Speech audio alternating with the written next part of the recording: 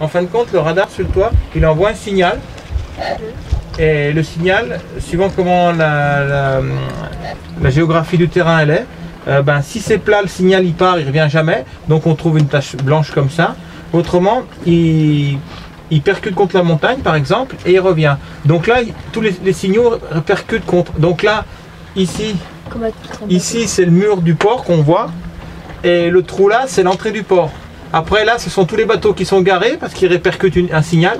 Et ça, c'est ceux qui sont de l'autre côté. Donc nous, là, si on passe là et ici, ça correspond à la sortie du port. Après, donc on est sur une échelle avec 125 mètres entre chaque courbe. Ici et ici, il y a 125 mètres. Là, il y a 125 mètres. Donc après, je peux monter l'échelle. Donc le port va diminuer en taille, il va être petit. Vous voyez? Et on va commencer. Donc si j'augmente l'échelle, je peux aller à... Là, on est à combien? On est loin. Donc on a une grosse tache noire, on est là. Mais dans un moment, si j'augmente encore l'échelle, là 1,5 km, je peux aller loin, je crois. Normalement. Voilà, on va loin parce qu'on devrait pouvoir récupérer. C'est écrit comment? C'est ça. 24 km. On est un peu fort. Là, on a combien? 8, voilà. 8 km. Voilà, là c'est le port. Bon là, ça bouge un petit peu, mais là, ce qui répercute en face, c'est les montagnes que vous avez en face. Ah. Là, en face, c'est les montagnes. Ouais. C'est ce qui donne la résonance du retour des montagnes. Donc quand je navigue, si on met les nouveaux radars à couleur, maintenant, on arrive à voir la carte du lac. On la met dedans, on met le programme avec la carte du lac, la géographie, tous les plans.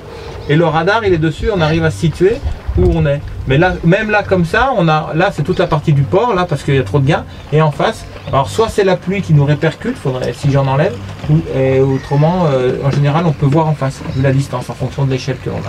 Voilà. Ok.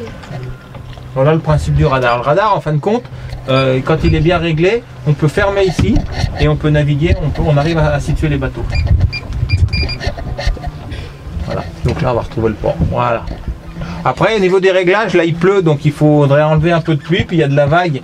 La vague, quand elle fait le clapot, si par malchance à ce moment-là, le bateau, le signal radar a tapé dedans, c'est revenu, donc on va avoir plein de petites taches, ce qui correspond à la vague. Donc c'est des clapots, et donc c'est ce qu'on a dans les gains. Donc là, à Rennes, c'est la pluie, donc je l'ai carrément enlevé, mais il y en a un petit peu, il faudrait que je l'enlève, mais bon, ça ne gêne pas ici. Ensuite, on a le gain traditionnel. Le gain normal, c'est pour être bien calé la bonne fréquence pour avoir le bon retour. Et là, après, si c'est la pluie, donc c'est les vagues, c'est les clapots. Donc comme il y a un peu de clapots, en général, on enlève toujours un peu de clapots à cause des bateaux, à cause de tout le monde. Si je mets tout à zéro, j'aurai des taches partout. Donc voilà comment fonctionne un radar.